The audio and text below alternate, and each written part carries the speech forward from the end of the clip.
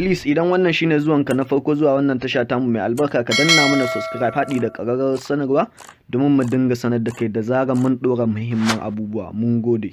Mai girma president barkanka da aiki. Barka kai. Wai na ji an ce baka ba manoma taki sai wanda suke a garin Abuja. Haka ne?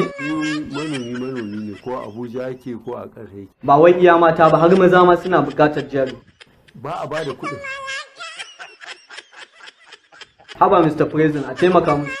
In aka bada kuɗin musa amari za a je a yi. Wallahi kananan yara sun san zafin nema na rantsa da Allah. A dai duba Mr. President. In an ce ana ta kai ba a ta kaya. Shi yasa muka samu matsala. Oke haka ma ka ce wani alƙawarruka kuka ɗaukan matalaka? Alƙawarin da muka yi cewa ba za mu ci amana ba, ba za mu ga wasu sun ci amana mu kyale su ba, a kan shi muke har yanzu. To amma na ji an ce tilasta wa talakawa kuka yi su zaɓe ku haka ne? Ba wanda aka tilasta mawa yayi.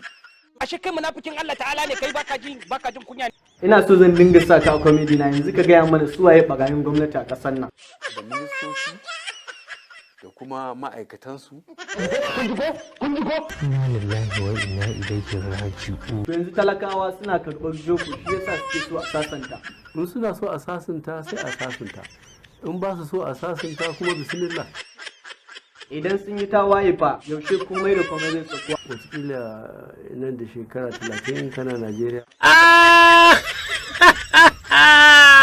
Wato ainihin ku subribi mana subscribe sannan ku danna wannan wato ainihin ƙararrawa ta yadda za ku samu sanarwa ta musamman a duk lokacin da muka wato ainihin ɗora sabuwar ɗauka.